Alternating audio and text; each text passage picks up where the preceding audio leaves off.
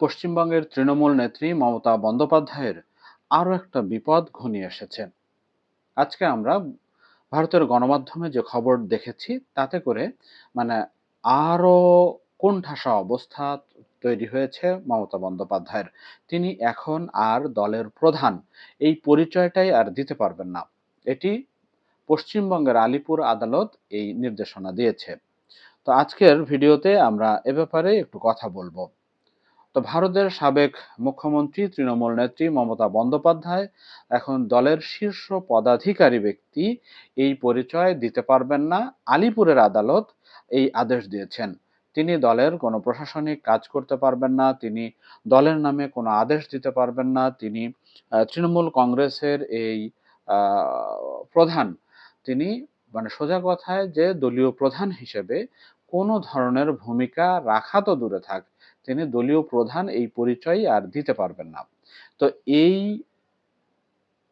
আদেশ যে আদালত দিয়েছে তার একটা প্রেক্ষাপট আছে। সেটি হলো যে তৃণমূল কংগ্রেসের সাবেক নেত্রী, কলকাতা পৌর কর্পোরেশনের সাবেক কাউন্সিলর ও রাজ্যের সাবেক মন্ত্রী অরূপ বিশ্বাসের ভাই স্বরূপ বিশ্বাসের স্ত্রী জুঁই বিশ্বাসের দায়ের করা মামলায় আদালত এই নির্দেশ দিয়েছেন। অর্থাৎ জুঁই বিশ্বাস তৃণমূল ছেড়ে ইতিমধ্যেই বিদ্রোহী তৃণমূল, যেটা ঋতব্রত বন্দ্যোপাধ্যায়ের নেতৃত্বে ৬৫ জন বিধায়কের যেই বিরোধী দল, অর্থাৎ বিজেপি, রাজ্যের যে শাসক দল বিজেপির যে প্রধান বিরোধী শক্তি ঋতব্রত বন্দ্যোপাধ্যায়ের নেতৃত্বাধীন ৬৫ জন তৃণমূল বিধায়কের যে দল, তো সেই দলে তিনি যোগ দিয়েছেন এবং এই জুঁইয়ের স্বামী সৌরভ বিশ্বাস একটা দুর্নীতির মামলায় কারাগারে রয়েছেন। তো এই প্রেক্ষাপটে যে নতুন তৃণমূল কংগ্রেস ইতিমধ্যেই নিজেদের আসল তৃণমূল কংগ্রেস বলে দাবি করেছে এবং ঋতব্রত বন্দ্যোপাধ্যায় যে ৮০ বিধায়কের মধ্যে ৬৫ জনকেই তিনি এই বিদ্রোহী ৬৫ জনকেই দলভুক্ত করতে পেরেছেন এবং এই ৬৫ জন নিয়েই পশ্চিমবঙ্গের বিরোধী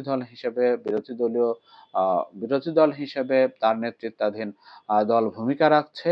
তো এই ঋতব্রত তিনি বলেছেন যে আমরা চাইলেই ৭৫ জনকে ৬৫ জন থেকে বাড়িয়ে ৭৫ জনে দল গঠন করতে পারি, কিন্তু সবাইকে তারা দলে টানবেন না, এমন ঘোষণা কিন্তু ঋতব্রত দিয়েছেন। তো এই আলিপুর আদালত যে নির্দেশনা দিয়েছে, তো সেখানে বলা হয়েছে যে তৃণমূল কংগ্রেসের এই বিক্ষুব্ধদের গড়া যে দল, যে তৃণমূল, এই ওয়ার্কিং কমিটির কাজে মমতা বাধা দিতে পারবেন না, এমনকি কোনো নিয়োগ বা কোনো নির্দেশ দিতে পারবেন না, এমনকি যে দলীয় ফান্ড যেটা, সেখানেও কোনো আর্থিক লেনদেন তিনি করতে পারবেন না। তো আদালত বলছে যে তৃণমূলের সাবেক ব্যাংক হিসাব, সেটিও আর মমতা পরিচালনা করতে পারবেন না।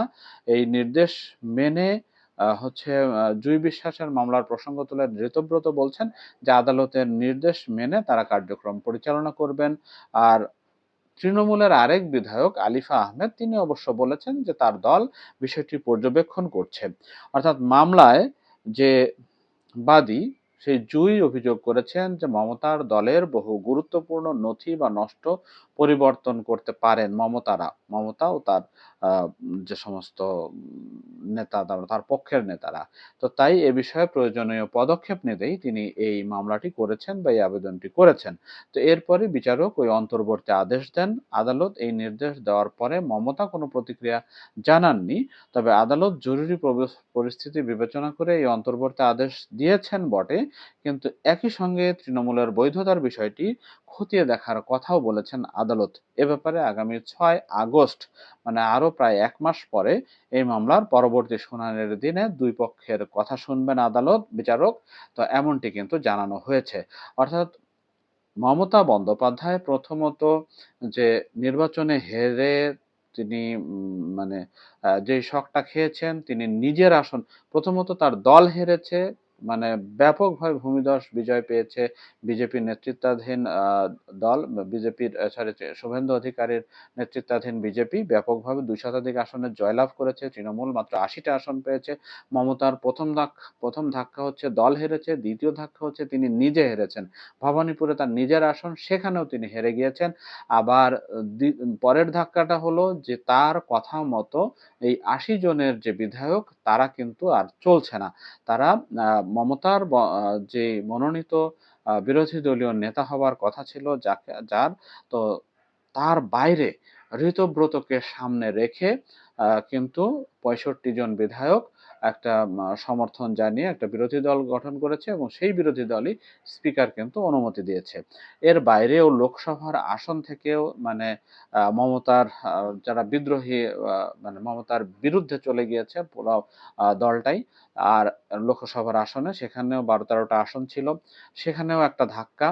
তারপরে তার দলীয় কার্যালয় সেখান থেকে সরিয়ে দেওয়া হয়েছে, দলীয় কার্যালয় থেকে মালামাল সরিয়ে দেওয়া হয়েছে, দলীয় কার্যালয়কেও মানে মুক্ত করা হয়েছে। এর বাইরেও তার যে ভূমিকা ছিল ইয়াতে, মানে কমিটি ভেঙে দিয়েছেন তিনি, নতুন করে কমিটি গড়তে পারেননি। তো এই সব মিলে যে কোণঠাসা অবস্থা, এখন কিন্তু এই কফিনেও শেষ পেরেকটি ঠুকে দিল আদালত। যদিও বলা হচ্ছে যে আরো শুনানি হবে, কিন্তু পরিস্থিতি যা, তাতে মনে হচ্ছে না যে মমতা বন্দ্যোপাধ্যায়ের আর কিছু করার রয়েছে। ফলে মানে তিনি যে মানে গর্তে পড়েছেন, সেই গর্ত থেকে আশু মুক্তি লাভ হচ্ছে না। এবং শাসক দল তার যতগুলো মানে হাতিয়ার বা যতগুলো বিষয়ে দুর্বলতা রয়েছে, সব দিক দিয়ে একবারে ১৬ আনা কিন্তু উসুল করে একবার তোপ দাগছে। এবং সেখানেই মমতা বন্দ্যোপাধ্যায় প্রত্যেকটা ক্ষেত্রে, প্রত্যেকটা মানে স্কোপেই, প্রত্যেকটা পদক্ষেপেই কিন্তু নাস্তানাবুদ হয়ে পড়েছেন। অর্থাৎ মমতা হালে পানি পাচ্ছেন না। ফলে মমতার বিপদের শেষ কিন্তু মানে নেই, এটা বলা যাচ্ছে আপাতত।